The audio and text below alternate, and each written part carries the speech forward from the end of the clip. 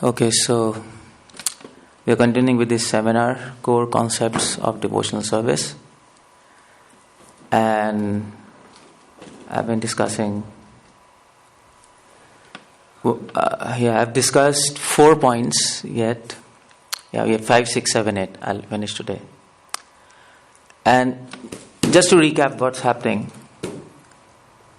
we started with Amito Tumar, Tumito Amar, that is surrender, foundation of devotional service. How to express that surrender, that is there in Krishna Kam, Krishna Nam, Krishna Dham, by actions. What is the goal of those actions? Tat Sukha Sukhitvam, finding happiness in the happiness of Lord. And how to be enthusiastic, how to maintain that mood and that attitude. That is, how to maintain that enthusiasm is by kritarth, by being obliged or indebted to the Lord. Now, let's go to the next question. And this is what is, this we did. Okay. The question here is, when we serve Krishna with enthusiasm, and we keep on serving Him, the question is, sometimes we think that I am a devotee. And Bhaktivinoda Thakur says, Amito Vaishnav e buddhi hoile, amani na maned hoye. Anybody who thinks he's a devotee, he cannot give proper respect to others. We are trying to be a devotee. So there's a tendency to get pride. Now, so many times we talk of pride. We should not be egoistic, we should not be proud. But Bhaktivedanta Swami Thakur, he informed us about the practical side of this statement. We should not be proud. He said in one of his lecture that pride leads to one thing, that is laxity in sadhana. That's all. So when our efforts in a sadhana are reducing, then this means we are getting pride. We are proud that we can save ourselves by our own efforts, by our own endeavors from illusion. That's not possible. It's not possible. So, how to deal with that pride? Question is, and for that, the next core concept is being humble. Everybody has heard about this. Trinadapi Suni Chaina. It's nothing new, but let us just discuss what is humbleness. So, Bhaktivedanta Thakur has written a Gaudiya article, and he has written an article on humbleness, and he says there are 3 types of humbleness. First is materialistic humility. Now this we can understand in America. When I came to America, everybody is saying thank you, everything, welcome, and that is all. That's humility, but that is all materialistic. It's on materialistic platform, superficial. And then we have superficial humility, which Bhaktivinoda Thakur calls that as kapardhanya. So this is like many people come to ISKCON or other institutions. This basically means flattering. Externally they are humble, but internal they have intentions for money, for America, or whatever, for a woman, whatever it is. They are hypocrites. This is superficial humility. What is true humility? Can anybody tell me how do you define humility? We have to be humble, that's okay, but we should first define that. Otherwise, there's a problem with that. Oh, I'll sit like this. I can't sit. Yeah, what is... Anybody can define humility? Yeah. You think about yourself less often, you think about others more often? Others means? Or you think about serving yourself less often, think about serving others more often? That might be the symptom of effect of humility, but what is humility? There has to be some definition. No? Well, to always understand your constitutional position is a very insignificant part and parcel of Krishna. Yeah, perfect. Is there any quotation from anywhere? Like Chaitanya Charitamrita or something, or Bhagavatam? Yes, Ru, what do you want to say? Without any false prestige. How about no prema, shavanadi, bhakti viva? You know that one? I don't have any love for you. Oh, okay. I don't have any power of yoga.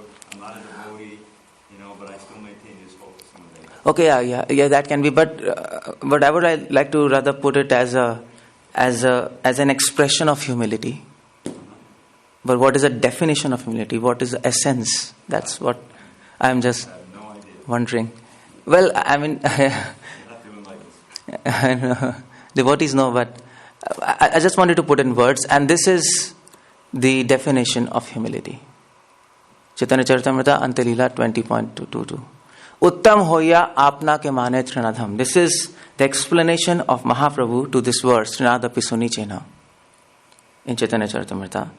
And he explains, although a devotee is very exalted, he thinks himself lower than grass on the ground. Uttam hoya.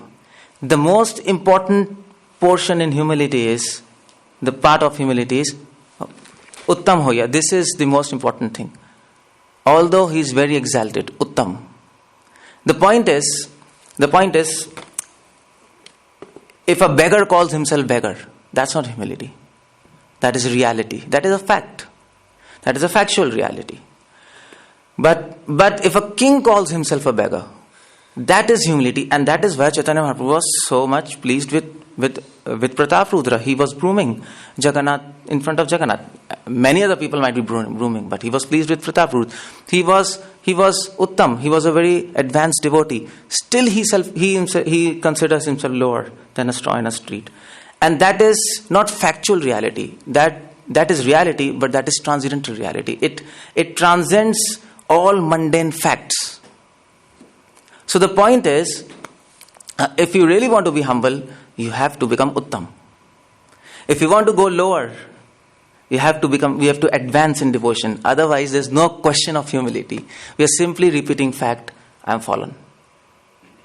That's okay. Krishna likes that. You're accepting the fact you're fallen. But that is not exactly humility. And that is why I was asking the definition of humility. We need to become advanced devotee. And then when we say to Krishna, Krishna, I am nothing, then Krishna becomes pleased. Really. So humility is not judged by the statement how I am fallen. That is expression of humility. But Krishna judges humility by how much advanced we are in devotional life. But the question now is, what do we mean by Uttam? What is the meaning of advancement? That's the question. And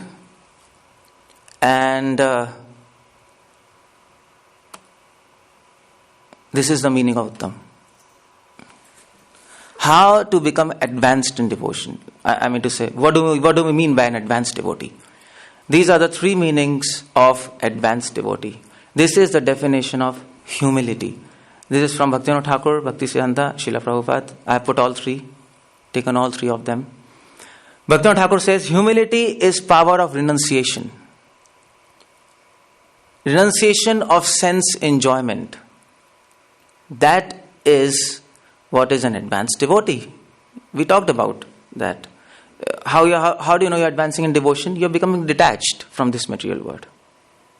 So, this is interesting because you see, for example, if suppose you go to your house and you find your servant, and he said, America you don't have servant, but there's a servant and you find your servant, he's sitting on your sofa bed and he's eating your burger from your fridge, he's watching your TV, and you come and then he says, my dear master, I'm very fallen, I'm nothing. But you are my master. But then it doesn't make any sense.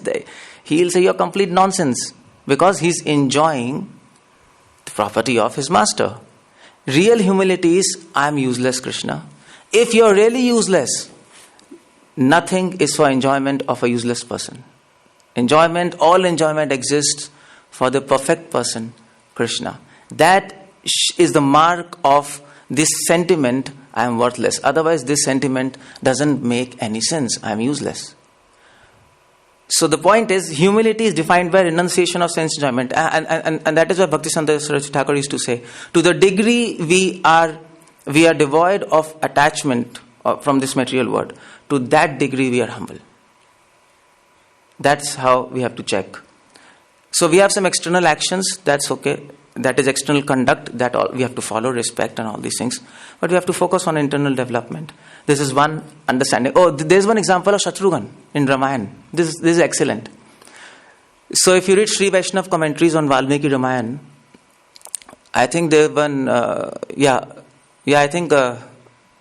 Ramanacharya's younger brother Govind Raju has written a commentary, and he states in that commentary, Lord Ram is an emblem of Maryada, that we all know.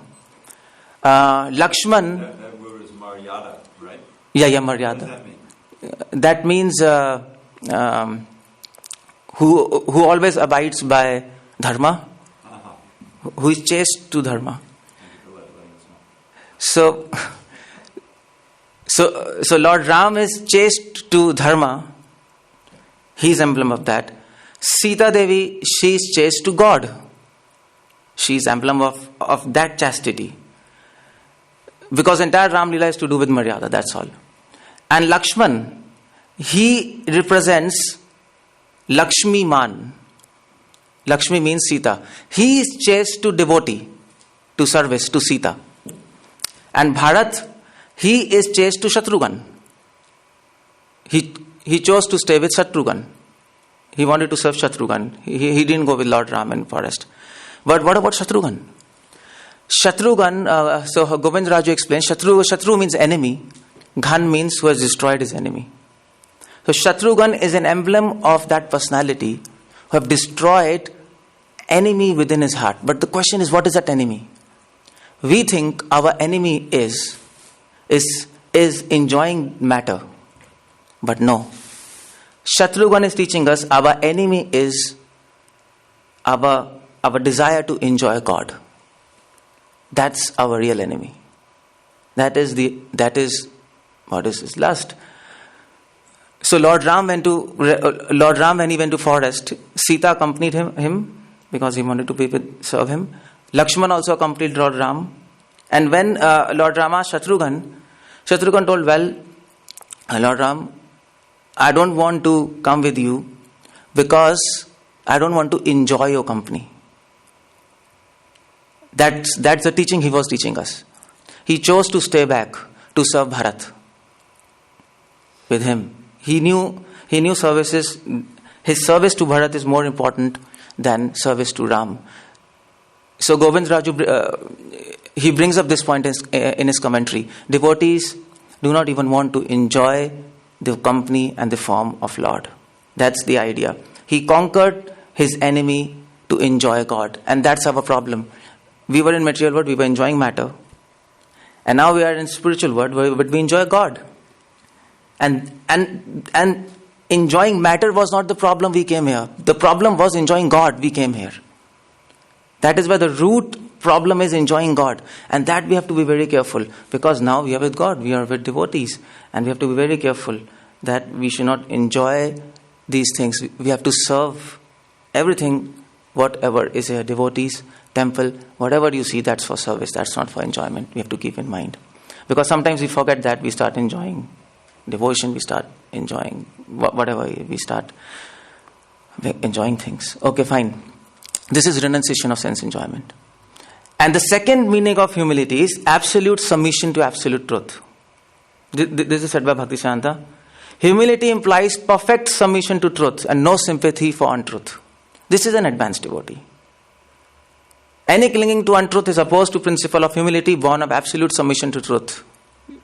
So Vallabhacharya, he said, anything favorable to Krishna, I favor it. Anything opposed to Krishna, I oppose it. That's all. We are not neutral. We can't stay neutral. We have to oppose those things which oppose Krishna and his instructions. So this is called as humility. And that is why Bhaktisiddhanta Saraswati Thakur, he always wanted go and challenge. Srila Prabhupada wanted challenge people and defeat them and defeat their ideas and establish absolute truth.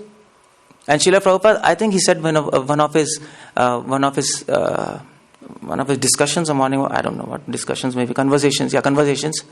He was in India and they were all devotees sitting and some elections were coming, elections were near.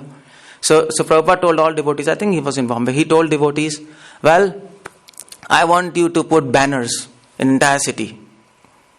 And write on those banners, any politician who is doing illicit sex, smoking, intoxication, meat eating, he is not a perfect leader.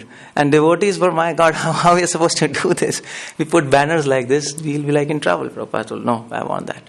Prabhupada always wanted to oppose wrong notions. That was his mood. He wanted to establish absolute truth. So Prabhupada said in one of his lecture, I forgot where it is, but the Prabhupada said, humility means courage. This seems contradictory, no, but it's like that. Humility means courage. Courage to uphold truth. We are servants of truth. And if you're really servant of truth, you can't see anybody injuring that truth. You cannot see anybody injure that truth. There is absolute submission to absolute truth. And the third point is accepting risk for fulfilling Krishna's desire. Srila Prabhupada said, humility includes acceptance of difficulties from others. Risk, just as Prabhupada took risk. So this is an advanced devotee. If we can cultivate all these 3 points, then we become Uttam. And then when we come in front of Krishna, we say, Krishna, I am nothing. Krishna says, yes. He is humble. This is transcendental reality. But if we don't understand all these points, and if we tell Krishna, I am nothing, I am fallen, Krishna says, yeah, that's a fact. I know. Anything else? That doesn't really impress me. I know that. So we have to remember we have to try to cultivate these points to really please Krishna. We have to understand what is Trinadavi Sunichan. Trinadavi Sunichan, it's not a really entirely a sentimental concept. We have to cultivate humility. It doesn't come on its own. Mercy of Krishna is there, but you have to cultivate all these things slowly and steadily. And also, then we have to nurture that realization and take it forward to love of God. Okay, but the question here is, how to attain humility? How to cultivate all these 3 points? How to be humble? That's the question. So we have 2 ways. One is external and one is internal. External we all do, serve the devotees of Lord, menial service. So Prabhupada said about books distribution. Prabhupada said in one of his lecture, I hatched a plot. This is one of his lecture, Prabhupada, I hatched a plot. In America he was giving, that's book distribution. So instead of begging, you do book distribution. And book distribution helps, of course, to distribute knowledge. It also helps to cultivate humility. So these are 3 means we can do attain humility. This is external. Okay, fine. Important. External doesn't mean not important. But this is external. What about internal humility? And that has to be cultivated by, okay, fine. There's a quiz. How to cultivate internal humility? How to cultivate all these 3 things, this sentiment, this understanding. You're doing something external, but what is our attitude, internal attitude, which should be while doing all these things? My question is this. So that we develop true humility, mature humility. Yeah. Yes, Prabhu. Always be ready to understand your mistakes and rectify it. It's like always you have to be ready for that. Okay, yeah. That's okay. How about always glorifying the Lord and His devotees? Yeah, I think this is the first point. Serve the devotees and the Lord. I think it come to glorify them. Glorifying is different than serving. You can serve someone with your mind can be elsewhere. Okay, like that. Okay, fine. Fine. Okay, fine. Yeah. That's a good point. To glorify Lord and devotees, always in the mind. Yeah. Actually, so we have the verse, Hanti Nindanti Dveshtiva. Whenever you see a devotee, if you don't become happy, that's an offense. It's a funny thing. You beat him, you criticize him, that's another thing. But if you don't become happy, that's an offense. It's a big it's a big demand, So that's, we glorify within the heart, you in humility. Okay, fine. That's a good thing. But this is the point. There are 2 ways which we can cultivate real, mature and strong humility. We focus on these 2 points. Impossibility to attain Krishna. We always think Krishna is merciful, but we also have to know Krishna is very strict. both things. And Prabhupada says, Krishna is very strict. And Baldev Bhushan, he recommends, when one finds himself unable to fulfill his heart's most cherished desire, our desire is to meet Krishna. But we know it's very difficult to do that because it's rare. But still a devotee is desperate to achieve that goal. And at this point his heart melts, he feels unworthy, and he begins to experience humility. This is how we can reach that advanced levels of mature level of humility. So we have to understand both things. Generally we tend to focus on Krishna's mercy. Krishna is easy to attain, yes. It's also very difficult. From our perspective, he is very difficult to attain. From his perspective, he is very easy. That's how Acharyas explain. When a devotee thinks about himself, it's impossible, I can't do it. And the next moment he thinks about Krishna, yes, Krishna can do impossible possible.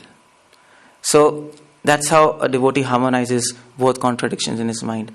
But that hope against hope brings that humility in his heart. One day I will meet my Lord face to face. Yeah, I'm seeing him face to face now, but he doesn't interact with me. So he is there, but he doesn't really accept me now fully. So that hope of meeting him, of being accepted by him, that makes him humble. So we should not be afraid to accept that fact that Krishna is very strict. It's both strict and merciful. And the second point is separation. This is very nice verse. Rasantar aveshe hoila viyog sfuran udveg vishad denne kare pralapan. Separation from Krishna woke various mellows of distress, lamentation, and humility. So, of course, yeah, Prabhupada said there's no question of separation without attachment. So, to feel separation from God, it's not a goal. That's not our goal. That is a need of soul. Bhaktivinoda Thakur said that. And Bhaktisiddhanta Saraswati Maharaj, he said, Bhaktivinoda Thakur is the only Acharya who has announced this fact. Love is not the goal of life. It is a need of soul. Love in separation, Prabhupada said. That is our goal. That is the need of soul. And that when we feel separation from Krishna, and that separation will lead to spontaneous humility. And that platform we have to achieve somehow or the other. Rupa Goswami says, Yena kenapi prakarena, by hook or crook. Of course, by hook or crook doesn't mean by speculative ideas. Within the purview of Shastras, understand things, get forward, and attain to that level of humility. This separation. Okay, so if all is said, there is one question. Humility means renouncing sense gratification. That's a good thing. But the question is how to get rid of sense gratification. It's very difficult. Sense gratification is not within us. We are made of sense gratification. Our flesh is a product of sense gratification. So what do you do with that? Material world is there in our mind is in material world. That's what is conclusion of Brahma. It's impossible to get rid of it. So what's the solution for that? The solution for that is next core concept, Tuchhikritam. This is the solution offered by Hamsa Avatar to Kumaras. There was a confusion when 4 Kumaras, they were discussing how to get rid of sense gratification. They were discussing no solution. They went to Brahma. Brahma told, it's impossible. I can't help it. So Hamsa came and he gave the solution to Tuchhikritam. And there this word is repeated again and again. In Gita they repeat this word. What this means? This means insignificant and unimportant. Okay, what this means? This is from Srila Prabhupada. He quotes this purport actually, I forgot to. Prabhupada says, in material concept of life, when one works for sense gratification, there is misery. Now note this point. Prabhupada says, in material concept of life, when one works for sense gratification, actual liberation is free from misconceptions of life. Prabhupada is making the point that the root of sense gratification is misconception. Misconception. And when we get rid of misconception, then we can get rid of sense gratification. But how to do that? How to do that is, we have to understand that that ideas and concepts do not die. They are realities. But what we can do, we can make them unimportant and unimpressive. We will not forget things. It's impossible to do that. But we can make those ideas insignificant. Now what I mean by that is, I'll just show you what I mean. Okay, yeah, fine. We know all this example, no? This is one line. If you want to make it small, either you erase it or you draw one bigger line, that's all. So it becomes small. So that's what Krishna says in Bhagavad Gita. Let's go to Krishna. This is famous verse. Rasvarjam rasopiyasya. By experiencing higher taste, you can leave lower taste. This is called tuchikritam. You make taste insignificant. We can't forget that completely, but we can make it insignificant. When you fly the plane, when plane takes off, and you go higher and higher, buildings become small, small, small. And at one point, buildings vanish. They are there, but you can't see it because you are very high. Similarly, these concepts are there. But when we experience, when we advance, we make them very insignificant. Now for this I'll give you one example. We can learn this concept from Krishna himself. This is a beautiful example. This is from Sanatana Goswami, Krishna Lilastav. And Sanatana Goswami quotes, Tattva atma ramata mayam tuchhi kritam nijagama bhakta prarthya nij prema dhara danartham rasakrit. Krishna makes his scriptural injunctions insignificant. According to scriptures, Krishna is self-satisfied. Krishna likes that concept. He enjoys that concept. He finds interest in that. But more interesting concept than being self-satisfied is to give love to his devotees. He finds that more interesting. And to give love to his devotees, he starts enjoying. That was the point which we were raising yesterday. He becomes bhogi. Yes, give me enjoyment. Because if he enjoys, devotees enjoy. So that's the idea. He, in his mind, he knows he's self-satisfied. He can never forget that he's God. But he doesn't focus on that. He makes it, okay, fine. I'm not in Vaikuntha or in maybe Brahmajyoti, he likes that concept. I'm self-satisfied. But in Vrindavan, he doesn't like that concept. It is there, but okay, fine. I don't care about it. I want to become enjoyer. This is how Krishna is teaching us. These are two examples for us. Aishwarya and Madhurya. Now there's a big controversy there's a perpetual controversy in Gaudiya Math in ISKCON. Should we focus on Aishwarya of Lord or should we focus on Madhurya? Mahaprabhu came to give us Madhurya, and Vaikuntha and Sri Sampradaya Madhva, they are Aishwarya Bhav. But this concept of Tuchikritam will help us to analyze this. And you know what? Vishwa Chakri Thakur has written a book, Madhurya Kadambini. He has revealed to us sweetness of Lord. But Baldev Bhushan, he noted that the disciples of Vishwa Chakri Thakur, they were into Madhurya and they were neglecting Aishwarya of Lord, thinking that our goal is Madhurya. He wrote another book, Aishwarya Kadambini. And Vishwa Chakri Thakur, Madhurya Kadambini, he reveals to a certain extent what is Gokul and how Krishna is sweet. And in Aishwarya Kadambini, Baldev Bhushan says, yes, they are sweet, but they are very powerful, very great. He's describing all palaces of Nand Maharaj and so many other things. So somehow Baldev Bhushan balanced the scale by his two books. So the point is, we know that Vrindavan, Krishna, there is Aishwarya, but devotees are not impressed by that. It is not that gopis forget Krishna as Lord. It will be foolish to say that, no. That in Vrindavan, gopis and Krishna forget Krishna as God. We might say that, but the understanding is, they don't care for that fact. That's all. They're not impressed. They're not deeply impressed by that fact. They're more impressed Krishna is their object of service. That's all. And this example of Vaidhi and Raganuga, this is there, this example is there. So many devotees say that when you attain to Raganuga platform, you don't need to really read scriptures. You go beyond scriptures. I've heard this personally. There's a confusion, but actually, when you attain to Raganuga platform, what happens? So Vishwachakri Thakur, he quotes Pravritti tu. He says, at the level of Vedic Bhakti, a devotee is impressed by scriptural injunctions. We follow devotion because we are impressed by scriptural injunctions. I have to do this, I have to do this, I have to do that. At level of Raganuga Bhakti, a devotee doesn't dismiss scriptures, but is impressed by service of Krishna. And that service of Krishna inspires him to follow scriptures. It is not scriptures per se which inspires him to follow scriptures. It is not the fear of scriptures. It is the service mood of Krishna that he wants to follow scriptures. Just like Prabhupada gives example.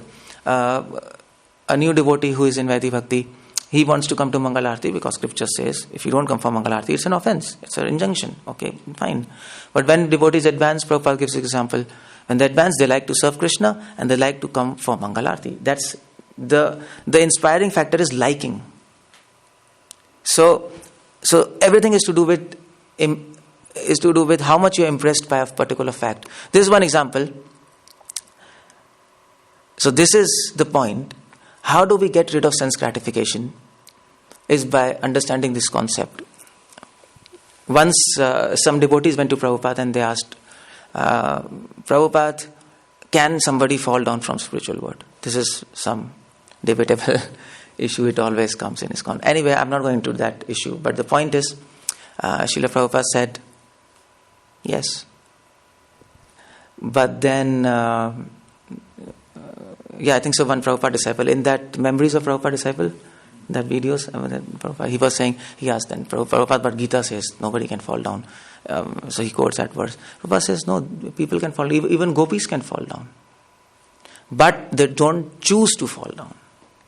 Prabhupada said, they don't choose that. So option is there. There is always option to do sense gratification. But gopis are not impressed by that fact of enjoying matter. That is why they don't choose that.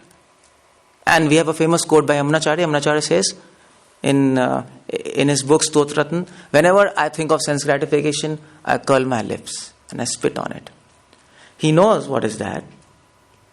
But for him that fact is tuchhi kritam. It is insignificant. And that's very important for us. That is why, if we want to live sense gratification, we must have a higher concept in life. The concept of temporariness and miseries, this word is useless. Concept of sweetness, Krishna is very sweet, and we experience bliss, and that's how we'll be able to leave lower taste. Concept of separation. Because we left Krishna, Maya will take all pains that we will also be forced to leave our relatives, our dear and near ones. Why we die? What's the point of death? Death is an expression. Death is a punishment by illusion to help us, or maybe mercy, to help us understand that we are separated from Krishna. We have to accept that fact. Otherwise, we left Krishna, so fine, you have to suffer the same thing. Krishna felt hurt because you left Krishna. Now, I will tell you how much miseries we face when we get separated from our near and dear ones. That is why we die and we get separated from people. Now, the point here is, I'm trying to raise is, sense gratification. We can live by these three concepts. But the point I'm going to make is that we have to make these facts interesting. Now the point is, we all know this material world is miserable and temporary. We all know theoretically, but how much interesting fact, how much interest you have. So a devotee on one hand, he talks about Krishna. Krishna is beautiful, Krishna is nice. He has interest in talking about Krishna. He also has interest in talking about how material world is useless. It all depends on interest. It is not enough to chant holy names. It is important to develop ruchi in nam. These are two different things, chanting and having ruchi. And Chaitanya Prabhu says, Jiva Daya Nama Ruchi Vaishnav Seva.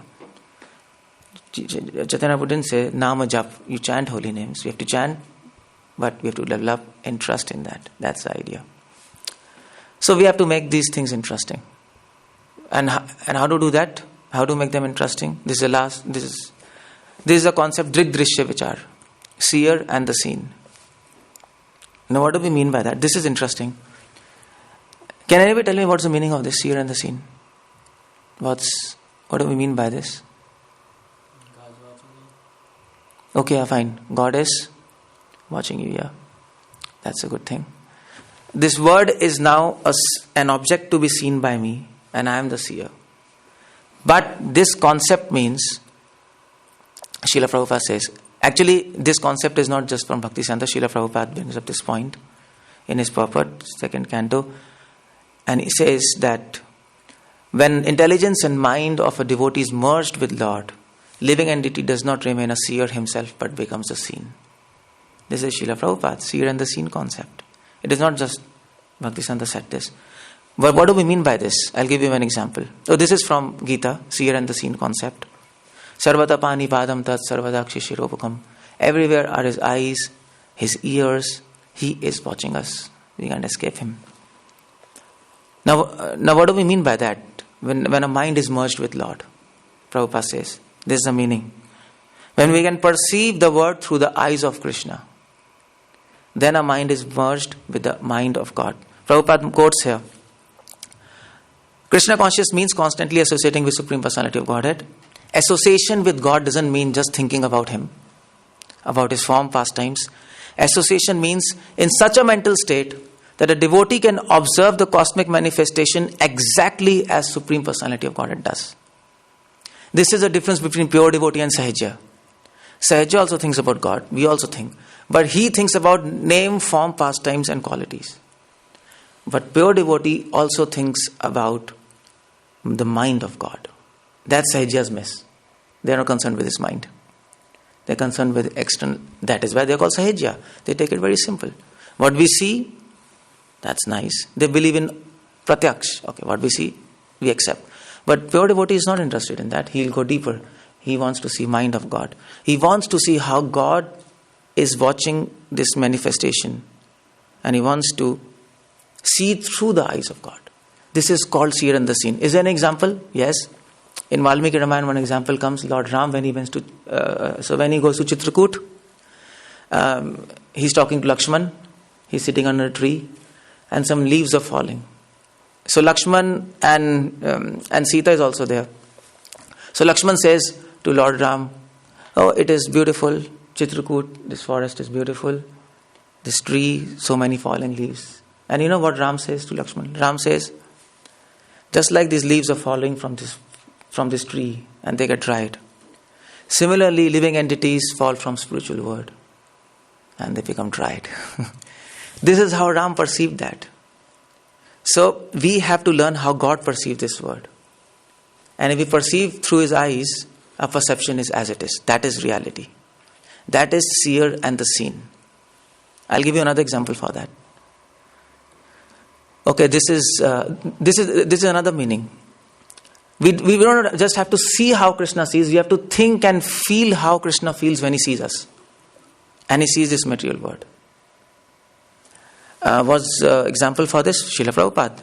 This is nice, I like. Prabhupada says in one of his lectures, unless you are completely free, if you have got a tinge of attachment for material enjoyment, Krishna will give you chance. All right, and you enjoy to the fullest extent.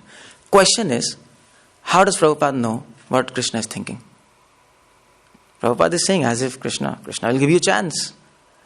Prabhupada is teaching us we have to think how Krishna thinks by his statements. So, Krishna is intelligent, Krishna is genius. You know what? When we want to enjoy this material world, Krishna has a diary. He'll note that. He wants to enjoy. And later we'll repent. Oh, no. So I should not have thought like that. I don't want to enjoy. But Krishna has noted in his diary. Now you can't escape that. It's there in his record. So now Krishna has to do something. How to help us to get rid of that enjoying propensity. It's there in our heart. He has noted. We might like to dismiss that fact. Okay, fine, I'll not do that. But it's there. So the trick Krishna does is, he gives us more enjoyment. He doesn't. And that's what Krishna is. Krishna is contradictory. You can't judge what he's trying to do. He'll give us more enjoyment, and one day we'll get frustrated of that. Too much of it, Krishna, and a desire is over. That's how Krishna does many times. So if you read Old Testament, Old Testament is full of this. All these Jews, all these people, they were in desert, they were just like roaming here and there 40 years, and they wanted food.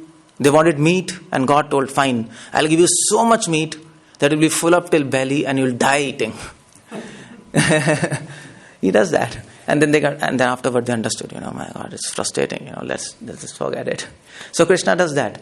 If you want to enjoy, Krishna will give you. Krishna will make such situations that you will have that enjoyment so much so that you'll get frustrated.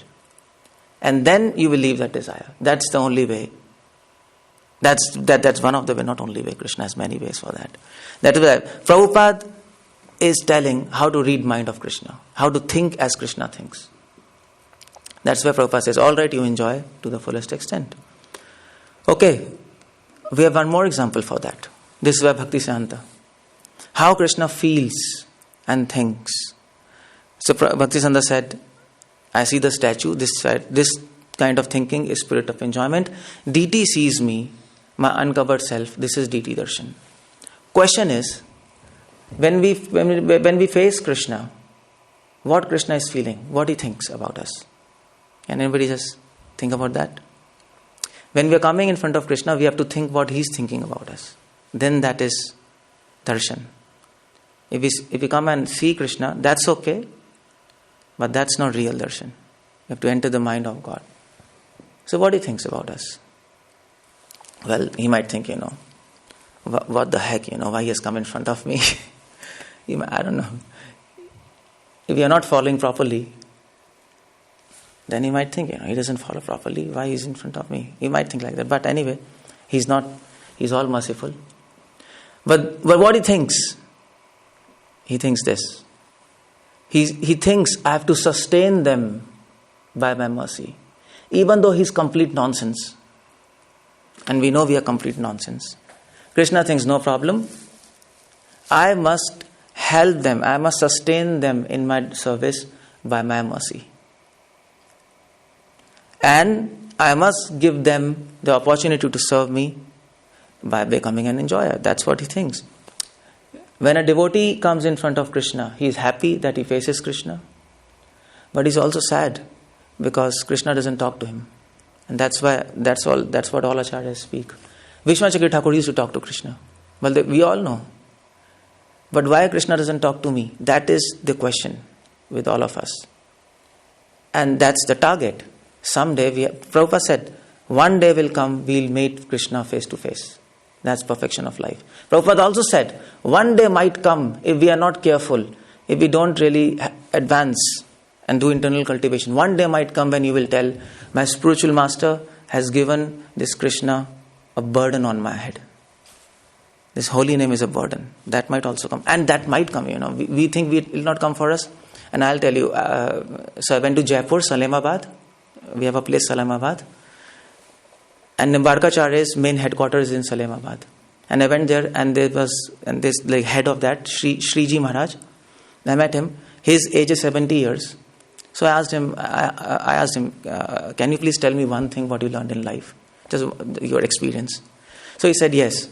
He told, I am 70 years. I took sannyas at the age of 7 years. You can imagine, like he's like sannyasi more than all of our lives. And my spiritual master, he's 90 years. He took sannyas at the age of 5 years.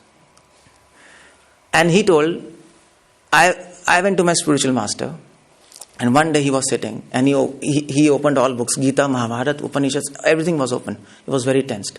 I asked him what happened. And he told, I've got a doubt whether Krishna is supreme or not. You can imagine, he got this doubt, whether Krishna is God or not. 5 years to 90 years, he is a sannyasi. I got a doubt. How do you explain that? You can't trust illusion. It's illusion. You can't trust Maya. It can do anything. It can do anything. And Shriji Maharaj told, I learned from this fact, Never trust yourself. The greatest harm anybody can do to us is we ourselves. I'm sorry? Yeah, the greatest harm anybody can do to us is we ourselves. Oh. Is we ourselves? We. Yeah, we. The one who can do us the greatest harm is ourselves. Is ourselves.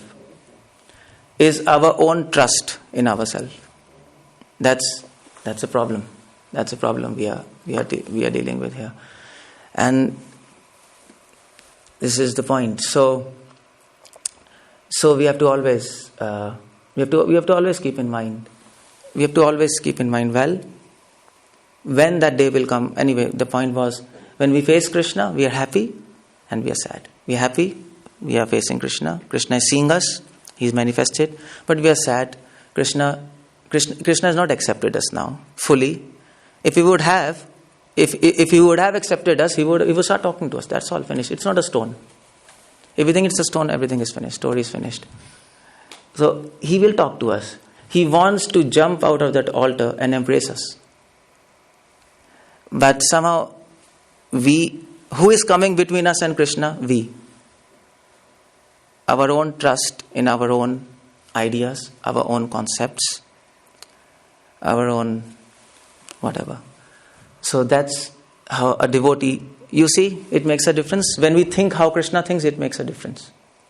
We can understand how we have to interact with Krishna, what we have to feel. And that is what is seer and the seen concept. When Bhaktivedanta Swami Maharaj used to talk about this concept, he used to weep. Tears used to flow from his eyes. He used to say, nobody has understood this, seer and the seen. This is what I have come to teach. This is what is the purpose of my advent in this material world. And by the way, this concept is not his concoction. This concept of seer and the seen, this is a chapter of Rig Veda. It is a prakaranam. Prakaranam means chapter. It's a chapter of Rig Veda. All Mayavadis, all scholars, they have to comment on this chapter, Drig Drishya Vichar. Without commenting on this, their commentary is not accepted. So that's so important. It's a Vedic concept. And we can know why it's so important. Okay, the question is, how to remember all these points? The core concepts, so many points now. So many things. It takes a lot of time. It's not easy to put everything in your mind, and then go along. It might take a lifetime to internalize all these things. How to do that? And to do that this is the 8th core concept, Samanvaya. This is Bhaktivinoda Thakur, harmonist. We have to somehow put these in our brain somewhere and link them up all together. But how to do it? How to do this is, these are 2 words introduced by Bhaktivinoda Thakur, Sargrahi and Varvahi. Bhaktivinoda Thakur has written a book Dat Kaustuvam. It's not translated in English. Yeah, I don't think so it's translated. No, Prabhu, it's not there, no? Yeah, Bhaktivinoda Thakur has written a book, Dat Kaustuvam. I don't think so, yeah, it's not. And by the way, this book is written in Sanskrit. It's written in Sanskrit. And he says in that book, this is my jewel. This is the teachings, is a summary of all teachings. Dat Kaustuvam. If anybody can read that, it's a perfect book. And that book is based on these 2 concepts, Sargrahi and Bharvahi. These 2 concepts. Bhaktivinoda Thakur says, some people, he says, some people are like, okay, fine, I'll quote this verse from Chaitanya Charitamrita. Shastrera marm na jani, adhyapana kare, Gardharvera paye jain, shastra bhar mare. Krishna Consciousness says, people who read scriptures but don't understand the import of scriptures, they don't understand the essence, they don't try to do that. They are like donkeys who are carrying the load. And the same scriptures which can lead you to spiritual planet, the same scriptures will be the cause of your destruction. Same thing.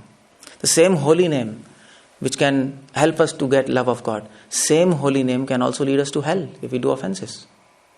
This is not my statement, this is a statement of Jagdanand Pandit, Prem Vivarth. Prabhupada quotes this in Chaitanya Charitamrita. He says, it can be dangerous if we don't chant holy names properly. If we are doing offenses again and again. How many times Krishna is supposed to forgive you? 1, 2, 3, 4, 5, 6, 7, 8, millions of times. We keep on doing. Okay, then you suffer. That's all. So, there's a very interesting slok by Madhvacharya for this concept. Sargrahi means who accept the essence. Bharvahi means who's burdened. Madhvacharya says, Kevalam shastram ashritte na kartavya artha nirnaya. Anybody who reads scriptures but who doesn't understand how to act on those scriptures. Two different things, reading and acting. Yukti hina vicharena, who is devoid of yukti. Yukti means intelligence to harmonize contradictory principles. That's yukti. Logic and yukti are different. Logic means you solve something step by step. Yukti means you solve contradictory things. So anybody who reads scriptures and does not understand how to apply those scriptures in his life because of lack of yukti, because of lack of intelligence to harmonize contradictory things, dharma hani prajayate, he will be the cause of irreligion in this world. He will promote irreligion. So, it's not necessary we read scriptures, we are religious. You can also be religious. Hiranyakashipu, he was preaching to his mothers. You can imagine, Hiranyaksh died, he came, and his mother and all his wives were there, and he was preaching. Scripture says he was a demon. So Vishwanath Chakravarti Thakur says, getting knowledge, it can become a devotee. Getting knowledge, you can become a demon. So Bharvahi is devoid of yukti, devoid of that wisdom, and Sargrahi knows the essence. This is what Madhvacharya says, and this is a verse I would quote finally, 10.8, where this word samanvaya comes, samanvitaha. And Prabhupada, if you read Acharyas and come to Prabhupada is absolutely genius, because what Prabhupada gives the meaning of this word samanvita, I didn't find in the commentaries, because all Acharyas are writing samanvita means harmonization. But Prabhupada gives the synonym for this, bhav samanvita, with great attention. Prabhupada translates at that. And I was thinking, why Prabhupada does like that? Because Prabhupada knows you can't harmonize contradictions without being attentive. And attentiveness means yukti, without that wisdom. We have to be attentive every second. We have to be attentive what's going outside us, what's going inside us. And that's what this whole seminar is, core concepts, attitude. You have to be attentive on that. And if we are attentive, buddha bhav samanvita, that intelligence, that wisdom will be granted to us mercifully by Krishna, and we can then perfect our lives and attain love of God and go back to Krishna in this life. This is human mission of completed. That's all we are here for. Hare Krishna. Thank you very much. Srila Prabhupada ki jai. Is there any questions? I just got over. Yes, bro. You talked about the concept of not trying to enjoy God. Yeah. But also, it also seems like, well, we were trying to cultivate a desire to see Krishna like that. Yeah, we are cultivating desire to see Krishna, to serve him. Yeah, but it seems like sometimes like we're just cultivating the desire to see Krishna without the service attitude. Like, oh, so beautiful, you know. No, that's okay. To enjoy God means to forget service. That's all. We're trying to cultivate. We want to see Krishna to serve him, not really to enjoy ourselves. Enjoyment is not a motto. Enjoyment is a byproduct. That's all. We'll anyway get it. That's not a aim and intention. That's the idea. There's actually a trick to it. You know what? Bhaktivinoda Thakur raises this question in Tat Kaustubham. He says, well, when you eat prasadam, it's got to be tasty. And you can't really get rid of your taste buds, you know. It is there, and you will feel enjoyment. If it's nice, it is nice. So Bhaktivinoda Thakur explains there, devotees understand this secret. If we take prasadam, we feel nice and we see it's nice. That's okay. We feel that enjoyment. But when we use that enjoyment to increase our service attitude, then that is not enjoyment. So, okay, prasadam is very nice, it's very tasty. Krishna is so merciful, let me serve him double. So, Bhaktivinoda Thakur gives this example as a traveling preacher. Bhaktivinoda Thakur himself says, he has also written a commentary to it. Bhaktivinoda Thakur says, see, I am also traveling, I like traveling, we go to so many places, it's like spiritual picnic, and it's nice. But Bhaktivinoda Thakur says, that feeling of enjoyment helps me to serve Krishna even more than before. And because that feeling of enjoyment is connected to service, it becomes service. But if we get lost in that enjoyment, that is called enjoyment. And that is why Krishna says, Bhoga Aishwarya Prasakta Nam. And Vishwanath Chakravarti Thakur writes in that commentary, Krishna says, Bhoga Aishwarya Prasakta Nam. He doesn't say Bhoga Aishwarya Asakta Nam. He uses the word pra to help us to understand this secret. If your attachment is connected, if your attachment leads to service, that is not enjoyment. That is not enjoyment. If your enjoyment leads to service, that is not enjoyment. If your enjoyment leads to no service, then that is enjoyment. This is the explanation of prasakta. So that's the idea. Yes. You mentioned 2 days ago this idea of looking pleasure in Krishna's pleasure. So it's a delicate thing because you come to devotional service and you walk through the door, and of course you're in the mood of what's in it for me, right? I mean, no one walks through the door if you're devoted. Mm-hmm. And the way and Prabhupada's preaching and everything says, well, Prabhu, Satchidananda, this is where you can actually achieve ultimate happiness. So take up the process. But along the way, to really succeed, you have to forget about your own. Mm-hmm. Yeah. And just think of Krishna's pleasure. Yeah. But that and take pleasure in that. Mm. But the motivation is not, okay, I'm going to think of Krishna's pleasure so I can enjoy it. You actually have to forget about it. Yeah, of course. Yeah. It's a delicate kind of it's yeah. But it's not entirely alien because, as Prabhupada said, the mother, the newborn baby doesn't even know the mother exists as a person. She's just there. But the mother is taking pleasure in the child that's well fed and happy, and she smiles as like that her whole day is made. Yeah, like that. Yeah, absolutely. So she's genuinely thinking of the child's pleasure, and then feeling herself that way, secondary. Yeah, that's true. So it's there in the material world to a certain degree as a reflection. Yeah, you're right. It's not alien. Yeah, I think, this is the point. I mean to say, we try to remain happy in Krishna consciousness because we know it makes Krishna happy. So that's the idea. So we know when Krishna will see us happy, he will be happy. So that's, it's a delicate thing, yeah, you're right. Just making the point that we see her,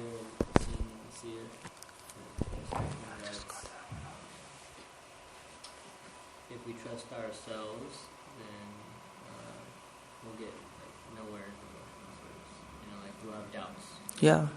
But then a person also has intelligence in order to discriminate properly. Yeah, no, but that intelligence should be scriptural intelligence, not our own. Prabhupada always says, that's all Acharya says, it should be scriptural intelligence. We can't trust intelligence now. It's impossible. And then what about the fact that lots of scriptures are also what? What's called rewritten? No, scriptures are not written. Of course, we don't need to read Veda. You read Vaishnava scriptures, what Acharyas have written. Acharyas are giving us conclusion, we read that, simple. Finish. Okay, there's no question. Yes, this is fine, I'll finish it. I was wondering if there's any way we can get your notes or get an outline of this, because there's so many points. Yeah, I know, it's just messed up here. So many things. So anyway, I can. There are so many websites. Oh yeah. This is my website, puredevotee.com. Goal of Life Science of Gita. It's there in puredevotee.com. This seminar is there. PPT is there. You can get it. And I'm going to have PowerPoint. I'll give it to Prabhu. And you recorded it all. Oh yeah. I also recorded it. Yeah. Also, and so I'll be uploading it on this site also. These lectures.